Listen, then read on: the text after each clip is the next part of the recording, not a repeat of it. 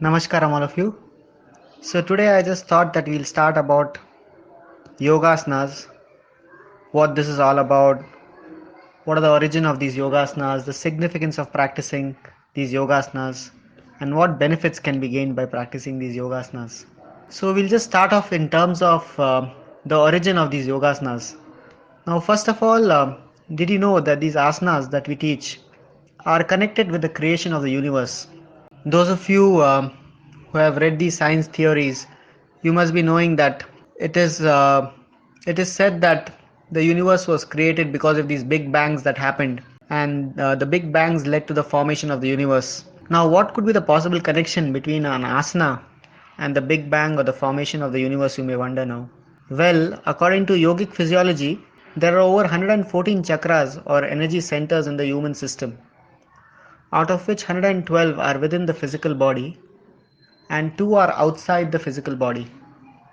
Now, if you remember, the Adiyogi statue is also designed to be 112 feet tall.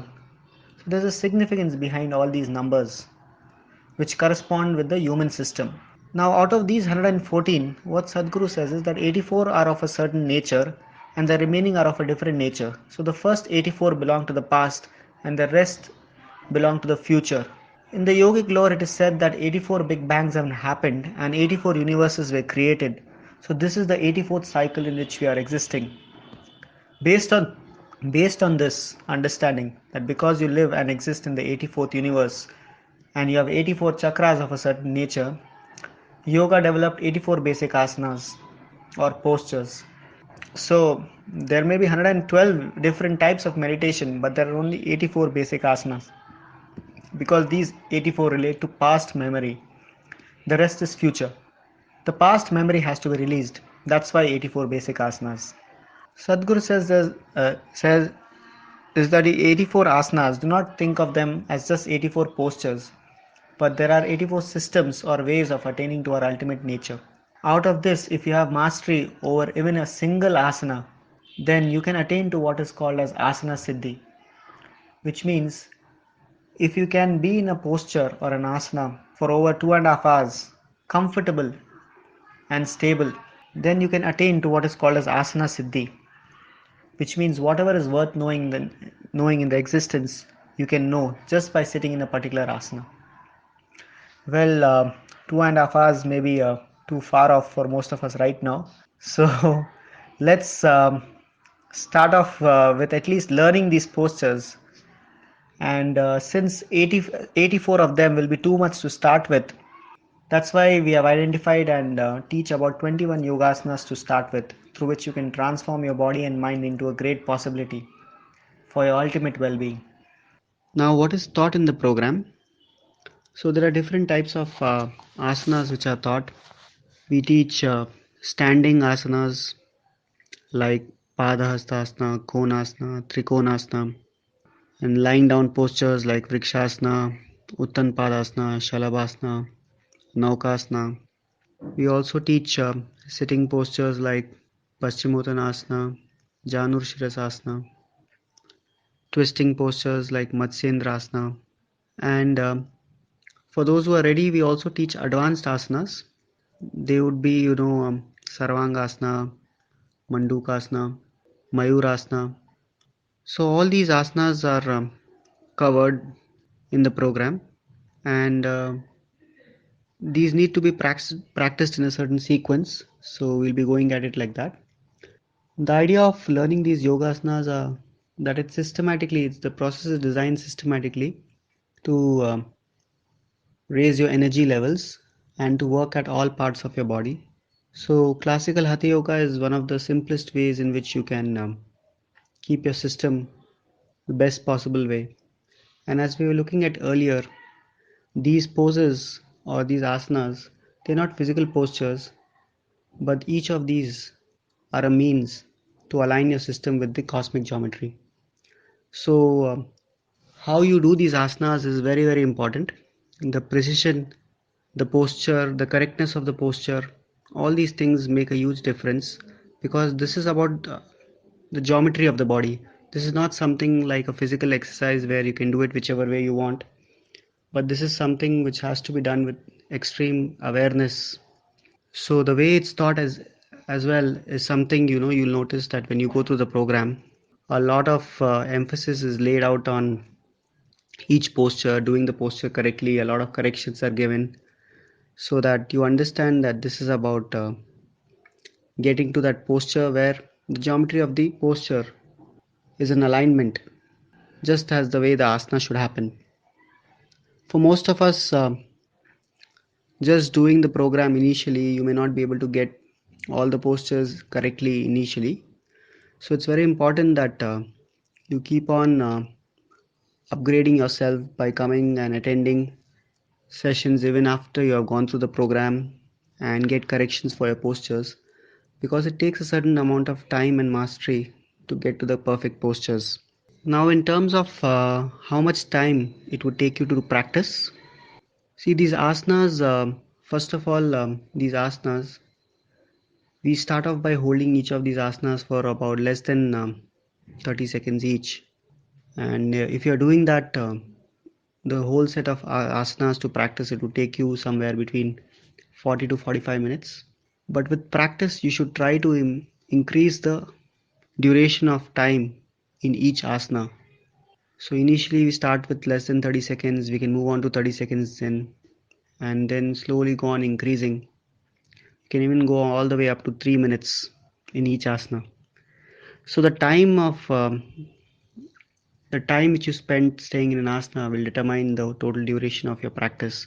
But initially 45 minutes is something you need to budget to start off with learning these yogasanas.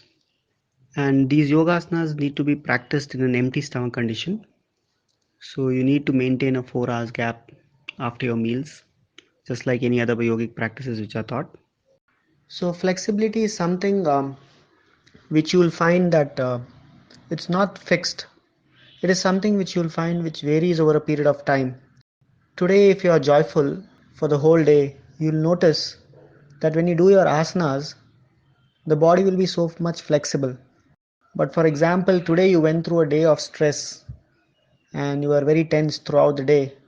Tomorrow morning, when you try to do your asanas, you will notice that your body will refuse to bend. It's very difficult for you to reach the perfect posture. Because what's happening when you're stressed or tensed or you're angry, the body is generating acids. Because for every fluctuation on the level of the mind, there's a certain chemical reaction in the body, and these acids which are released, they make the body rigid, because of which your flexibility reduces. So definitely one suggestion would be to see how we can keep ourselves stable and joyful. You'll definitely see that your flexibility will improve. Also, the type of food which you eat makes a huge difference to your flexibility. For example, tonight if you have a fruit diet and go to bed, tomorrow morning when you do your yogasanas, you'll notice that your body is able to bend much more. And tonight if you have let's say few burgers and pizzas and go to bed, tomorrow morning you'll see that whatever you were bending earlier, even that's not possible. So the kind of food which you eat makes a huge difference in terms of the flexibility of your body. Also, you'll notice that there are different kinds of you'll notice some imbalances in the system as well when you do these asanas. For example, you might notice that on your right hand side, or maybe the right side of your body is much more flexible than your left side, or the other way around. Or some asanas are very comfortable for you to do, but some asanas, let's say like Matsyendrasana or Lolasana, you're not able to get into the posture at all. So depending on the type of influences and the actions which you have done, you might notice different kinds of imbalances in the system. So the practice of asanas, if you continue doing that, that's the only solution for you over a period of time to work on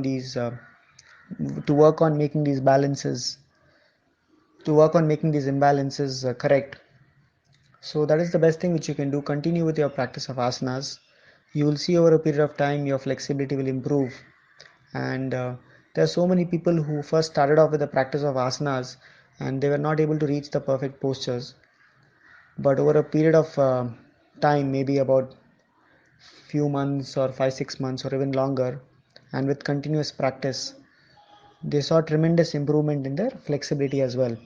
So this is something which will come over a period of practice. If you're practicing every day consistently, you will definitely notice that your flexibility will go on improving. And it's definitely important that we continuously work on ourselves, in the sense that how we keep ourselves throughout the day, what kind of food we eat, how we keep our emotions. All these things, if we take care of, you will see that definitely the flexibility will also improve. For those of you having specific type of ailments, once again yogasanas would help. The asana is to prepare and discipline the body, because without disciplining the body you cannot explore subtle dimensions. And this process of transforming this body, changing the fundamental information that makes it go in certain compulsive patterns, this will need a certain determination and a certain level of forcefulness and perseverance in you. This is another meaning of the word hatha. The word hatha also means adamant, which means you're not willing to give in to the compulsiveness of the system. And this adamance is also required for you to tide over these cycles of compulsiveness of the body. So, with regular practice of yogasanas, you will see that it's possible to get relief from many chronic ailments, especially those of you having diabetes, hypertension, hormonal imbalances, obesity, gastrointestinal problems, gastritis, heartburn, bloating, mental imbalances like depression, mood disorders, or psychosis, menstrual problems, nervous problems, reproductive organ related diseases, and so on. You will see with the practice of yogasanas, it can help bring relief. I'm sure there may be many among you who might have noticed some of these benefits. Also, it brings a certain deceleration of the aging process. So, if you're practicing asanas for the next 6 months properly, people who are over 35 or 40 years of age, you can become at least 10 years younger in your physical well being. It's very much possible. It also helps in stabilization of the body, mind, and energy system. You'll notice that your energy levels will increase, and your body comes to a certain level of ease with the practice of yogasanas. Your efficiency and productivity can definitely increase. Your sleep quota can go down. So many benefits like this can be gained by practicing the yogasanas.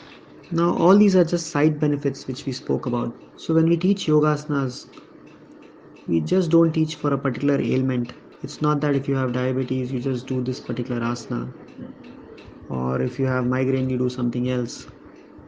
We always teach the yogasanas in its full depth and dimension as a holistic process, because once these health situations are taken care of, you'll always want to seek something higher. So, this is one of the major differences between how the yogasanas are imparted here at Isha and elsewhere. In many places, you'll see that they're focusing more on the health aspects of yogasanas, where if you have a certain ailment, they'll ask you just to practice this asana or so on. But here we are teaching yogasanas in its full depth and dimension, and not just for health or a particular aspect. So it's very important that you take this as a sadhana in your life, take this as a discipline. And when you're doing these yogasanas, anyway, the side benefits will anyway happen. Health and well-being, all these things will anyway happen. But it's important to take this as a sadhana, where this becomes a tool for our transformation. If these 84 asanas are practiced, they can definitely lead to ultimate union. But in the meantime, before this alignment with the ultimate happens, by getting into the postures, inner alignment happens, which will naturally create a chemistry of healthfulness, joyfulness, and blissfulness. And most importantly, what Sadhguru says is balance. Balance is the most important quality which we need to have. A balance which is undisturbed by external situations. This is what is needed for us to succeed, and Hatha Yoga helps us to bring this balance. So, first of all, who can learn these yogasanas? So anybody over the age of 14 years, they could make use of this program and learn the yoga asanas. In terms of the upper age limit, there is no upper age limit as long as you are willing to learn and you are in a reasonable physical fitness condition. You can definitely learn the yoga asanas. In terms of your fitness condition, if you are having any severe issues, especially back problems, shoulder or neck injuries, or if you have gone through any surgeries, if you have any such medical problems, then it's best that you consult with your physician and also us before you attempt something like this.